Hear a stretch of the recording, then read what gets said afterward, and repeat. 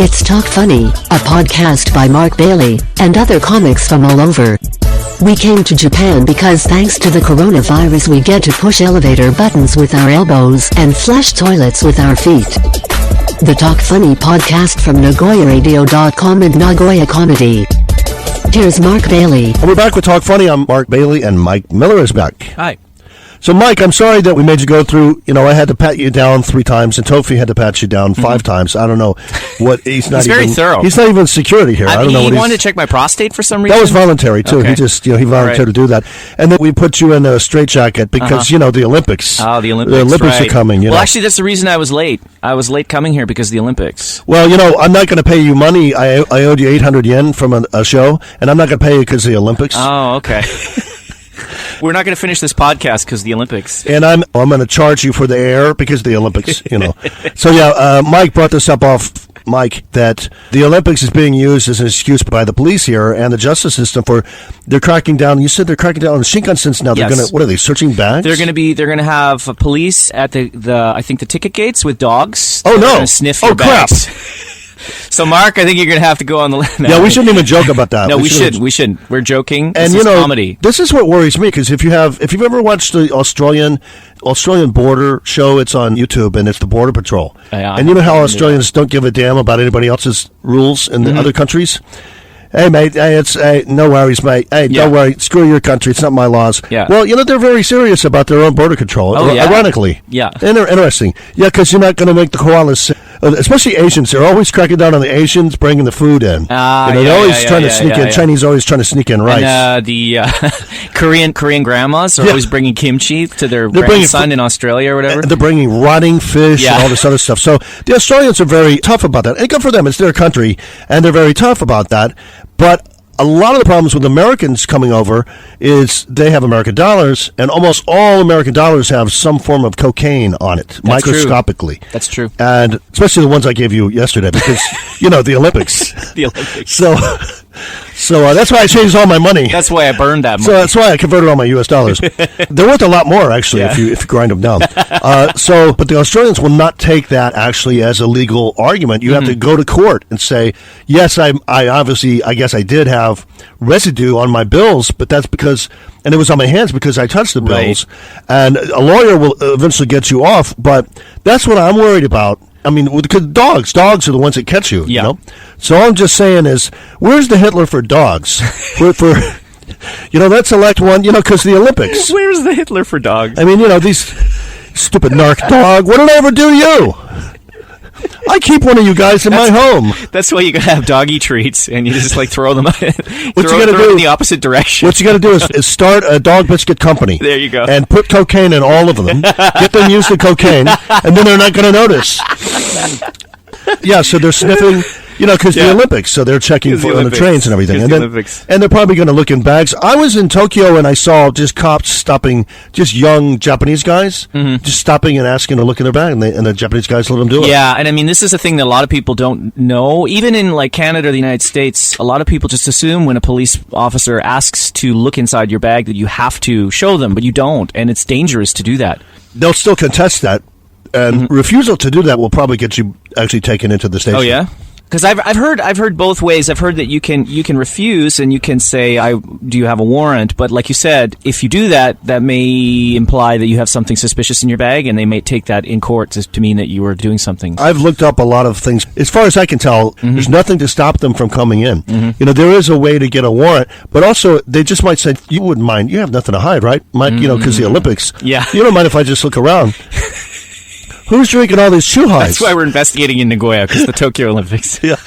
And there could be a connection. When are the Olympics? Tokyo? I guess I can wait 2 years to do comedy there again. I think the loophole is, if they ask and you volunteer to let them in or look in your car or look in your bag, you're liable for whatever they find. Yes. This brings me to I call him Dr. Doolittle. He's a nice enough guy, but, foreigners brag about things in weird ways. So this guy wants you to know he doesn't own a farm, but he lives on some farm. He's a squatter on some farm up in North Gifu. And he wants you to know that he raises animals. I don't know why. I don't care. But that's his way of bragging. You know, it's just like with me saying, you know, I bought all these guitars and I have nowhere to put all of them, you know. That's just me bragging that I bought a lot of and guitars. And all that money in the corner. Jeez, I mean, like, the stack is getting too high. Never mind that each guitar probably costs $70. It's really not a big investment. Yeah. But, you know, I want you to know I have 12 guitars. Yeah. Yeah, penis size really doesn't matter if you have 12 guitars. That's what I want you to know. This guy, it's a weird kind of thing. With my grandmother a long time ago, I learned, I think I was 7, and I learned to never ask her how she is. Because she's going to tell you. And it's a trick, right? She'll go, how are you? Is everything okay? And you're going to go, I'm fine, and you? Oh, don't. Your Honor, I would like to strike that question from the record. And because she's going to go, yeah, because I have Here pancreatic. comes the rant. I have pancreatic cancer, blah, blah. She was telling me she had AIDS. Grandma, you don't have AIDS.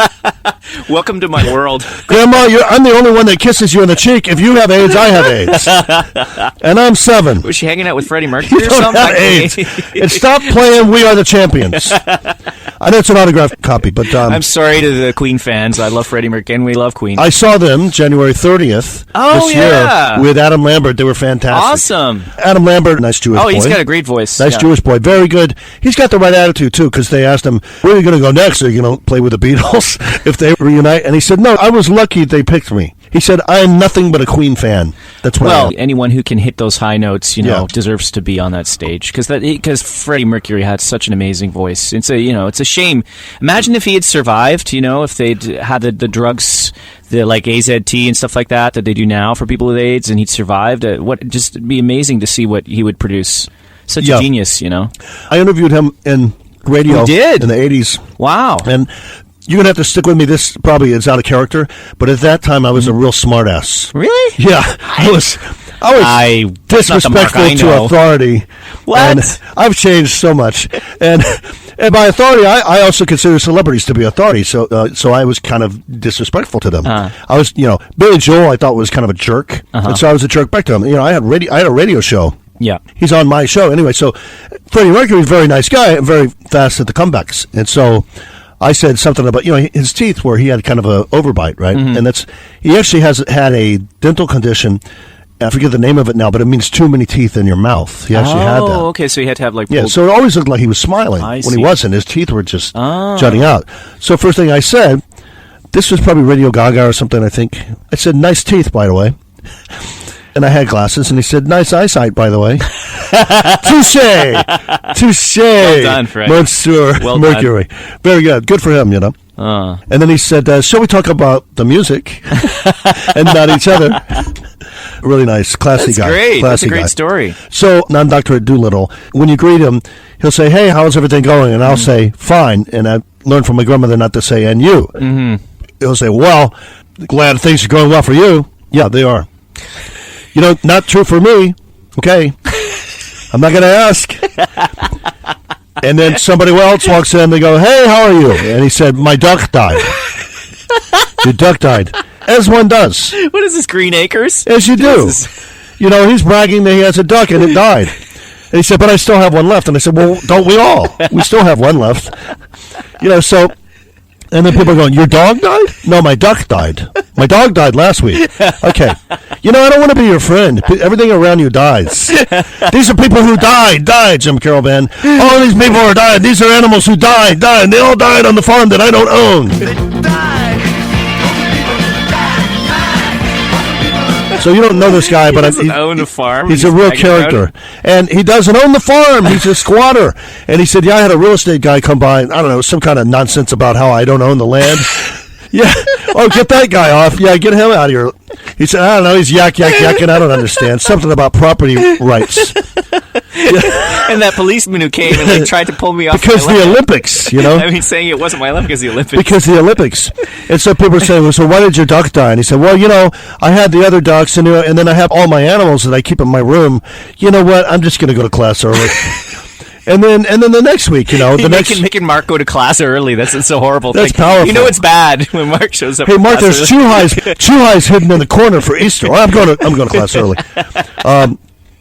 And so the next week, I'm in my mind. Don't ask him how he is. Don't ask him how he is. And he goes, there's a guy. This actually relates to the cops. He goes, some guy came in and stole my other duck. And I said, yeah, I was just going to say the same thing.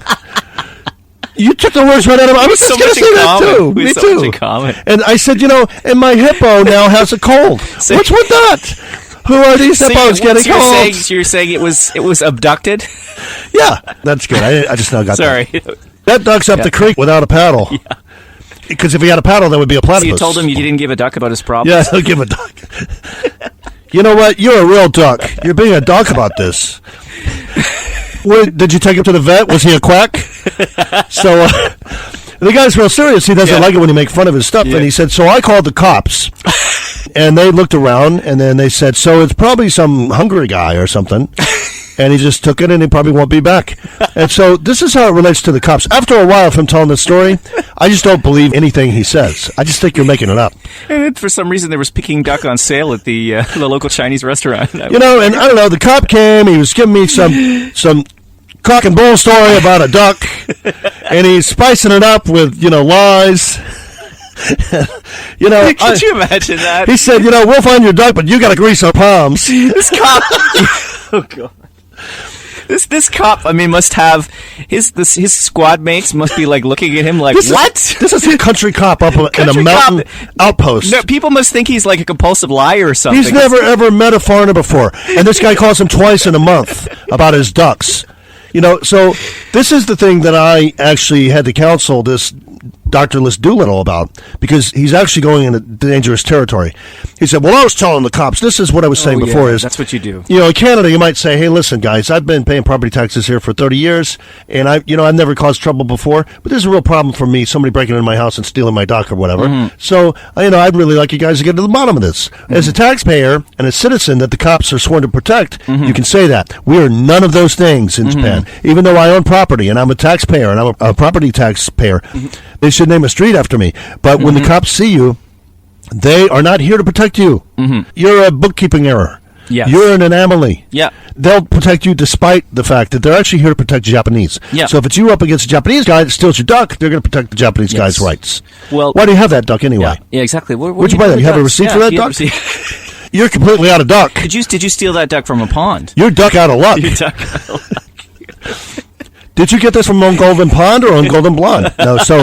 No. So he's doing this country club thing. So I told these cops, I said, hey, coppers, you better come back next week and help me find the guy. Because if you don't, I'm like, yeah, if they don't, what? What are you going to do? What are you going to do about it? What are you going to do about it? Yeah. What are you going to do about it? Yeah. Like, they're cops, they're here to protect you? Yeah. They're cops how? Yeah. Funny how? Funny how? Funny like I'm a clown, I amuse you, I make you laugh. Actually, I said, I want to be really serious here. You want to be real careful about inviting the cops to your house to help you look for a duck, because they'll look for anything they can find to get you to stop calling them again. Yes. And, we got a nice little padded cell there on the mountain. Yeah. And nobody's going to steal your ducks. Yeah. Because you're not going to have any property. Yeah. So I said, Ixnay on the Ukday complaints. Let it go. Stop talking to the police. They don't work for you. Yeah.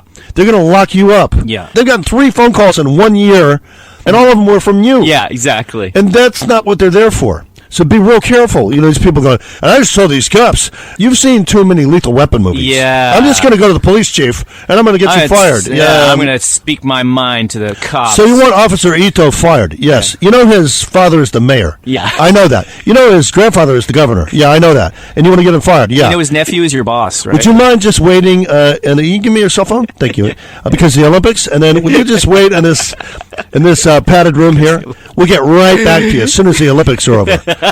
So, remember, for foreigners, when you talk to the cops, you're not in your hometown. No. Well, you are talking to Barney Fife. Yeah. But this is Barney Fife / Terminator. He will duck you up. Yeah, he'll duck you up. You are ducked. Don't duck with the cops. If you complain about ducks too much. Yeah. So, also this guy, I think he's making a lot of it up. I don't think all of his ducks are in a row. Yeah. All right, and that's our time, and we'll be back next week. Same pun time, same pun station. Same duck channel.